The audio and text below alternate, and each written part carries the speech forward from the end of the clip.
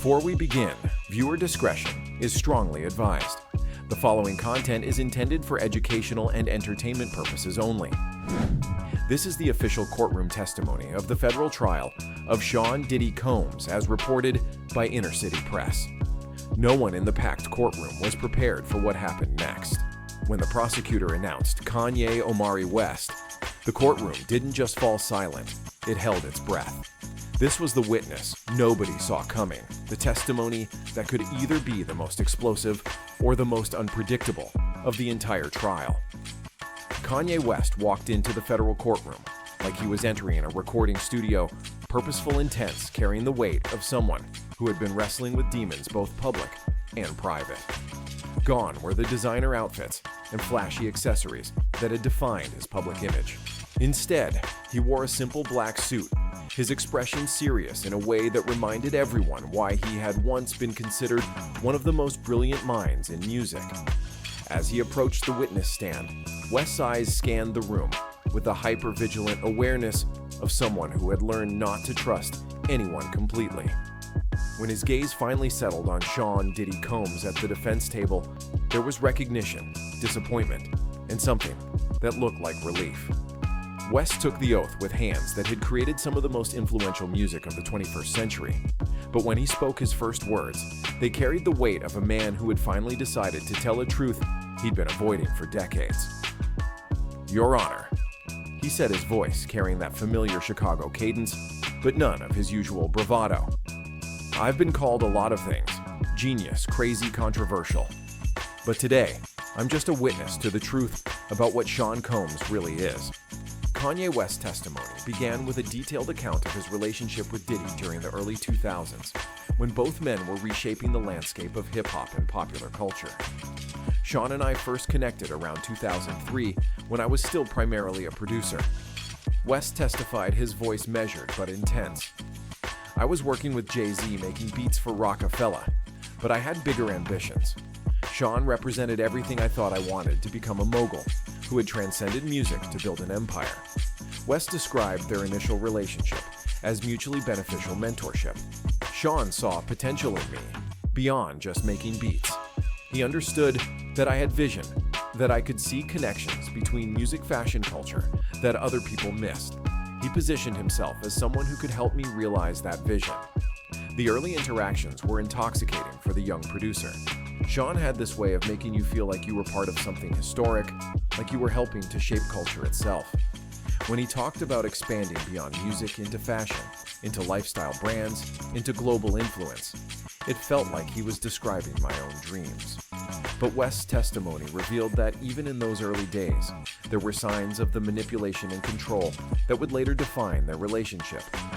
Sean would test your loyalty constantly. He'd share secrets, ask you to keep confidences, gradually draw you into situations where you became complicit in his activities. West described attending what he initially thought were standard industry gatherings. "The parties, the private dinners, the exclusive events, I thought this was just how successful people networked. But there was always an undercurrent of something else, something that made me uncomfortable, but that I couldn't quite identify." The rapper's natural paranoia and hypervigilance traits that would later be pathologized in the media actually served as early warning systems. "People called me paranoid, but my paranoia was based on real observations. I noticed things about Sean's behavior, about the people around him, about the atmosphere at his events that didn't feel right." West testified about gradually becoming aware that Diddy's empire was built on more than just business acumen. There were always young artists, aspiring musicians, people desperate for opportunities who seemed to disappear into Sean's orbit and come out different, changed, sometimes broken. West's testimony took a dramatic turn as he described a pivotal incident during Paris Fashion Week 2009 that opened his eyes to the true nature of Diddy's operations. "I was in Paris for Fashion Week trying to establish myself as a serious designer." West testified, his voice growing more animated as he recalled the memory. "Sean was there too, supposedly for business meetings, but I started noticing patterns that didn't add up." West described observing Diddy's entourage during their Paris trip with the analytical mind that had made him a successful producer. "Sean always traveled with this crew of young men, aspiring artists, models people who were supposedly part of his development program. But their behavior was strange, almost fearful. The incident that changed everything occurred at an exclusive after-party following a Givenchy show. I went looking for Sean because I wanted to discuss a potential collaboration. I found him in a private room with 3 young men who couldn't have been older than 20. West's description of what he witnessed was clinical, but disturbing. The scene was inappropriate. These young men were clearly under the influence of something, and Sean was touching them in ways that had nothing to do with business or mentorship. When he saw me, his whole demeanor changed. The confrontation that followed revealed the calculating nature of Diddy's personality. Sean didn't deny what I had seen. Instead, he tried to normalize it to make me feel like I was naive for being shocked. He said this was just how the industry worked, that powerful men had certain privileges, that discretion was the price of success. West's reaction was immediate and visceral. I told him he was sick, that what I had witnessed was criminal. But Sean just laughed and said, "Kanye, you're too emotional. This is business. These young men are getting opportunities they never would have had otherwise." The aftermath of this confrontation would define the trajectory of their relationship for years to come. Sean made it clear that my reaction was problematic, that my emotional instability made me unreliable. He started questioning my judgment, my discretion, my loyalty to the people who had helped my career. But instead of backing down, West's natural rebelliousness kicked in. I realized that Sean thought he could manipulate me like he manipulated everyone else. But he underestimated something crucial.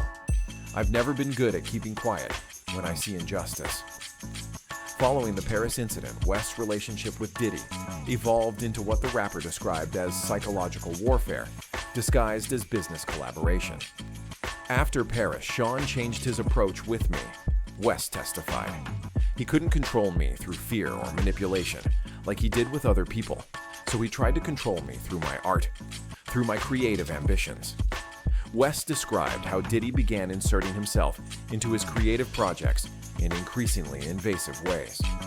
Sean would show up at my studio sessions, uninvited, offer unsolicited advice about my music, suggest changes that would make my work more commercially viable. It felt like artistic colonization. The control extended beyond music into West's fashion ambitions. Sean knew that fashion was my passion, my way of expressing myself beyond music. He started undermining my relationships with designers, spreading rumors about my stability, making it harder for me to get meetings with the people I needed to work with. West's testimony revealed the sophisticated nature of Diddy's influence network. Sean had connections everywhere: fashion houses, retail chains, media outlets, financial institutions. He could make your life very difficult if you crossed him, and he made sure you knew it. But the most insidious aspect of Diddy's control was psychological. Sean would gaslight me, constantly making me question my own perceptions, my own memories of what I had witnessed. He'd say things like, "Kanye, you're being paranoid again," or "your mental health issues are affecting your judgment." West described how Diddy weaponized his struggles with mental health.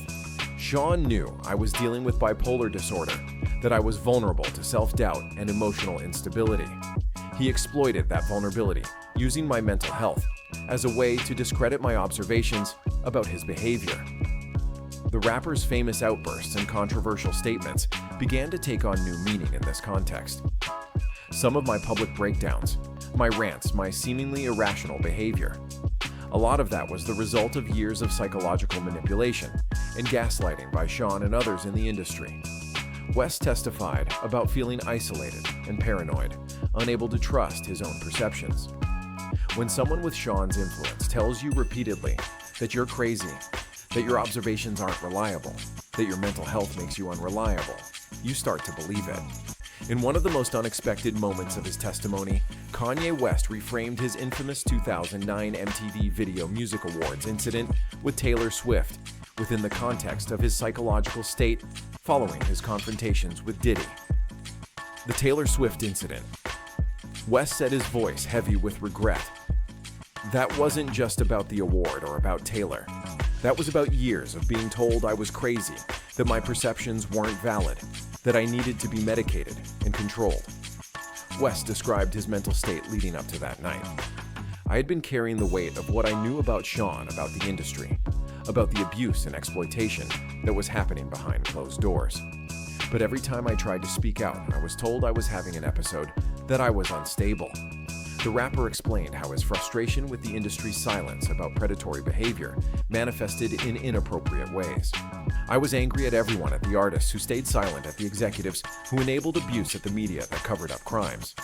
That anger came out in destructive ways. West's testimony revealed that his erratic behavior during this period was partly a response to the psychological trauma of witnessing abuse and being unable to stop it. I felt complicit in a system that was destroying young people, but I also felt powerless to change it. That contradiction was eating me alive. The incident with Swift, according to West's testimony, was a misdirected expression of his rage against an industry that protected predators while silencing victims. I took out my frustration with the system on someone who didn't deserve it. Taylor Swift wasn't my enemy. She was just another artist trying to succeed in a corrupt industry. West described the aftermath of the incident as a period of intense manipulation by industry figures, including Diddy. Sean and others used my public humiliation as an opportunity to further isolate me, to convince me that my judgment was fundamentally flawed, that I needed their guidance to navigate my career. The rapper's subsequent struggles with mental health and public perception were exacerbated by this manipulation. They convinced me that my problems were entirely internal, that my observations about industry corruption were symptoms of mental illness rather than legitimate concerns about criminal behavior. West's testimony reached its emotional climax as he described the 2016 incident that finally forced him to completely sever ties with Diddy and begin documenting evidence of his criminal behavior. November 2016. West said, his voice growing stronger as he recalled the memory. I was going through a particularly difficult period, dealing with mental health issues, family stress, creative frustration. Sean reached out, said he wanted to help, invited me to a private gathering at his Holmby Hills residence. West described arriving at the gathering expecting a small dinner with industry friends. Instead, he found what he characterized as an organized criminal operation disguised as a party. There were young men there, teenagers who looked like they were from the streets from broken homes. West testified, they were clearly under the influence of substances, clearly uncomfortable, clearly being exploited. But everyone was acting like this was normal. The breaking point came when West witnessed what he described as a sexual assault occurring in a private room. I saw Sean force himself on a young man who was clearly saying no, who was clearly too intoxicated to consent. When I tried to intervene, Sean's security physically restrained me. West's reaction was immediate and explosive. I lost it. I started screaming, threatening to call the police, demanding that everyone leave. Sean tried to calm me down, tried to convince me that I was having an episode, that I wasn't seeing things clearly. The aftermath of this incident marked West's final break with Diddy's organization. Sean made it clear that my behavior that night was unacceptable, that my mental instability made me a liability. He said that if I ever spoke about what I had seen, no one would believe me because of my reputation for erratic behavior. But instead of being intimidated, West was galvanized. I realized that Sean had been using my mental health issues as a shield for his criminal behavior, that he was counting on my reputation for instability to discredit any accusations I might make. West began secretly documenting evidence of Diddy's activities. I started recording conversations, taking photos, keeping detailed notes about everything I witnessed. I knew that if I was going to expose Sean, I needed evidence that couldn't be dismissed as the ravings of a mentally ill person. In perhaps the most surprising revelation of his testimony, Kanye West described operating what he called an underground railroad for young artists trying to escape Diddy's influence.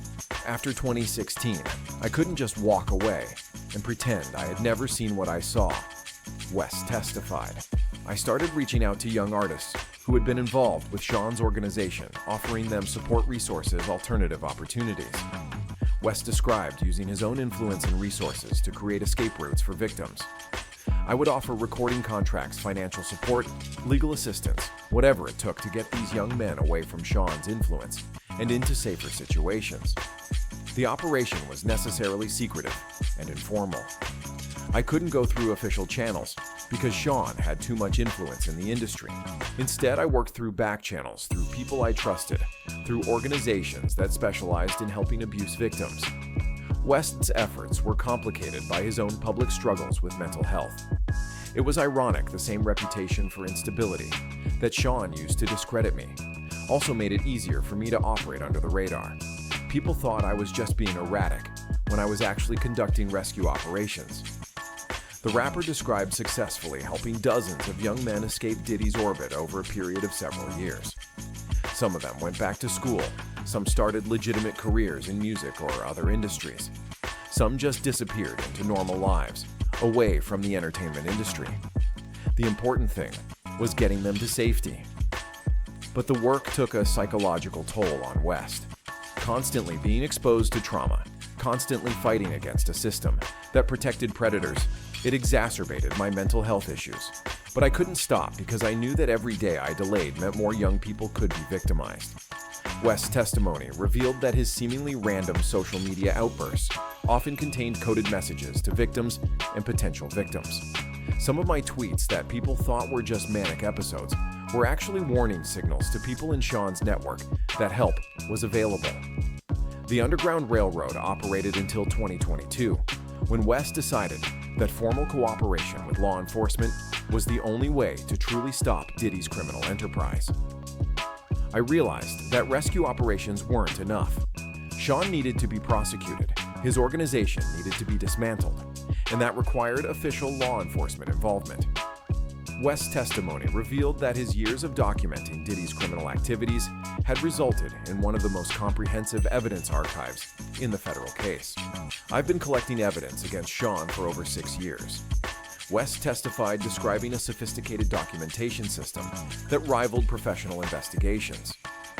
Audio recordings, video footage, financial records, witness statements, I treated this like a military intelligence operation.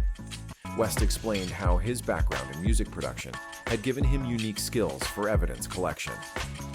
I understand audio equipment, video technology, digital storage systems.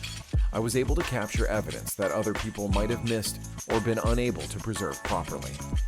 The rapper described using his access to industry events and private gatherings to gather incriminating evidence. People were used to seeing me with recording equipment, with cameras, with technical gear. It was easy to document Sean's activities without arousing suspicion. West's evidence included recordings of Diddy explicitly discussing his criminal activities. I have hours of audio where Sean talks about his methods for controlling young artists, his strategies for avoiding legal consequences, his philosophy about power and exploitation. The video evidence was particularly damaging. I captured footage of Sean engaging in criminal behavior, of victims being coerced and abused, of the systematic nature of his operation. This wasn't random criminal activity. It was an organized enterprise. West also documented the financial infrastructure that supported Diddy's criminal activities. I tracked money flows payment systems, the network of shell companies and offshore accounts that Sean used to fund his operations and silence his victims. The rapper's evidence archive included detailed profiles of victims and perpetrators. I documented every person I could identify who had been harmed by Sean's organization, as well as everyone who was complicit in enabling his behavior.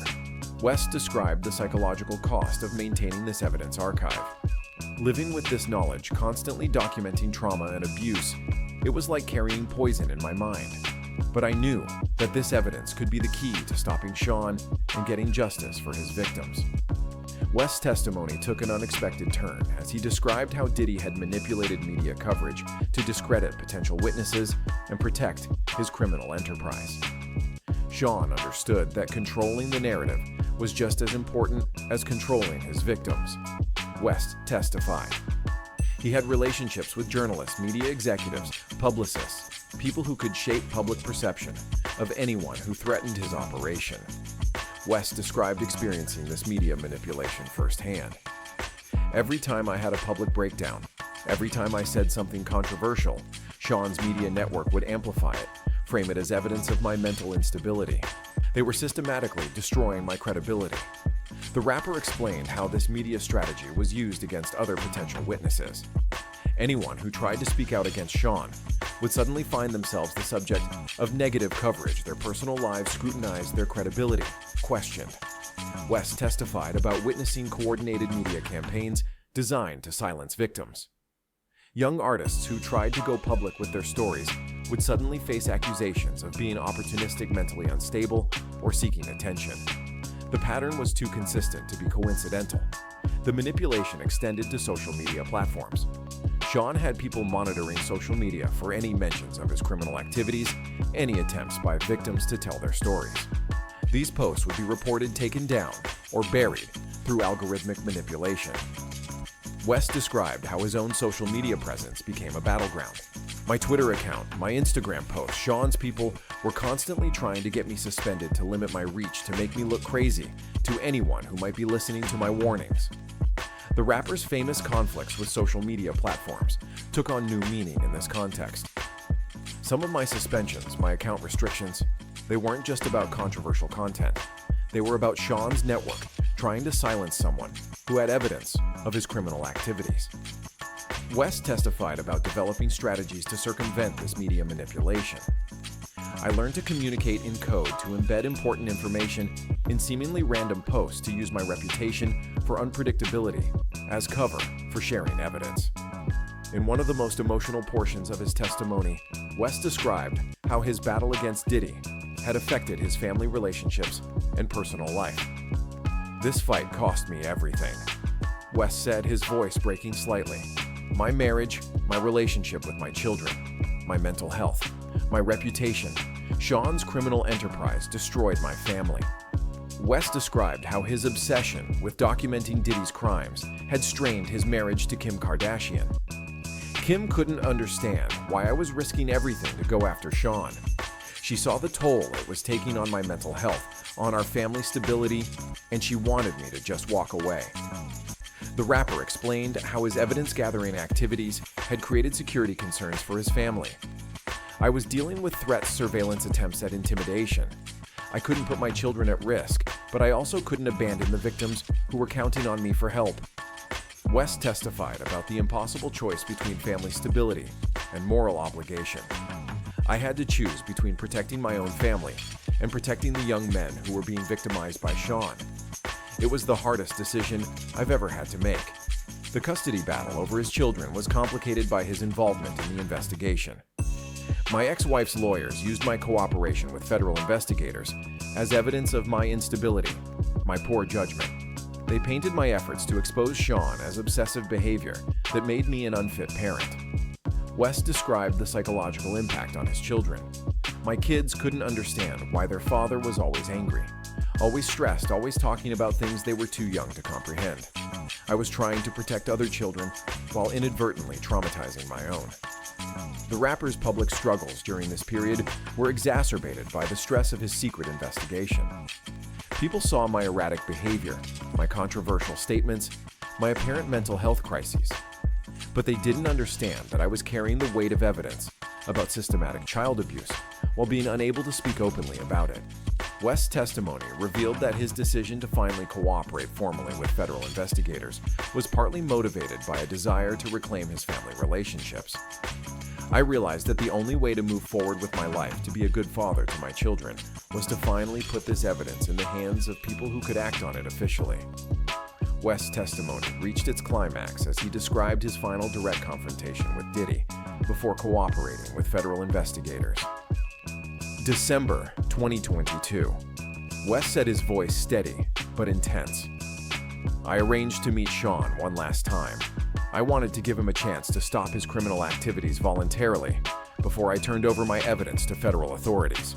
West described the meeting as a last-ditch effort to avoid the nuclear option of full cooperation with law enforcement. "I still had some hope that Sean could be reasoned with, that he could see the damage he was causing and choose to stop on his own." The confrontation took place at a neutral location, a private dining room at an exclusive Los Angeles restaurant. "I laid out everything I knew, everything I had documented, everyone I had helped escape from his organization. I told him that his criminal enterprise was finished, that it was just a matter of how it ended." Diddy's response revealed the depth of his narcissism and his complete lack of remorse. Sean looked at me like I was speaking a foreign language. He couldn't comprehend that anyone would prioritize justice over self-preservation. He said, "Kanye, you're destroying yourself for people who don't matter." West's reaction was immediate and final. I told him that those people who don't matter were someone's children, someone's brothers, someone's hopes and dreams. I said that if he couldn't understand that, then he wasn't just a criminal, he was a monster. The meeting ended with Diddy making what West interpreted as a direct threat. Sean said that if I moved forward with exposing him, I would face consequences that would make my previous public struggles look like minor inconveniences.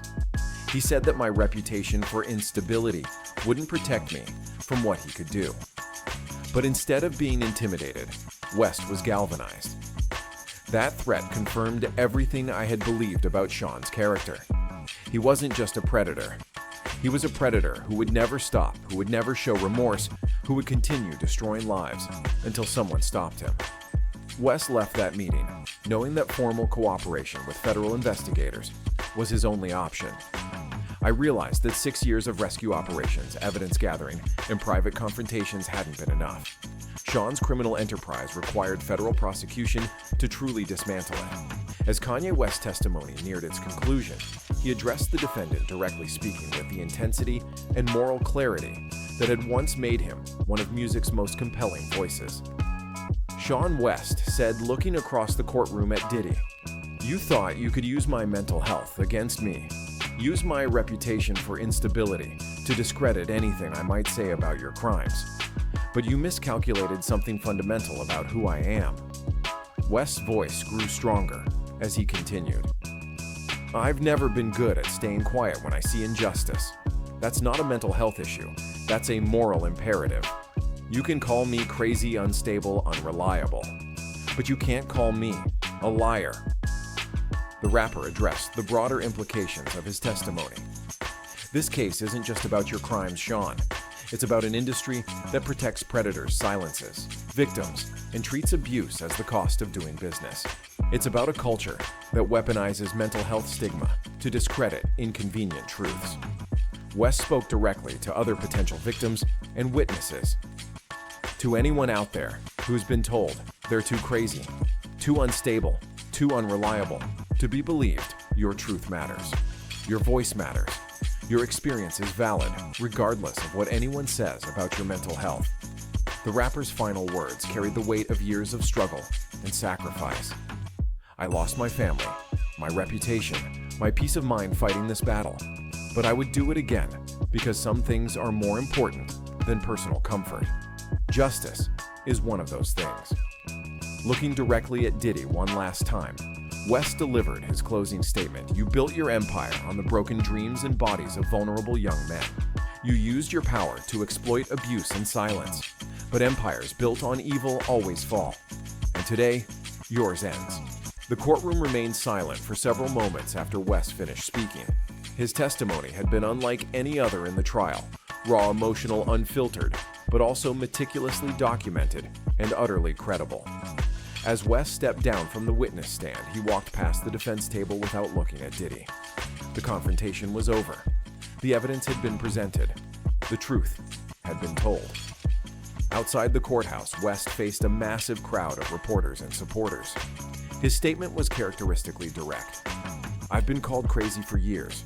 Today I proved that sometimes the crazy ones are the only ones brave enough to tell the truth." The entertainment industry would spend years processing the implications of West's testimony, but one thing was immediately clear. The artist, who had been dismissed as mentally unstable, had just delivered one of the most damning and comprehensive testimonies in the entire trial. The genius and the madman had always been the same person. Today, the world finally understood which one had been telling the truth all along.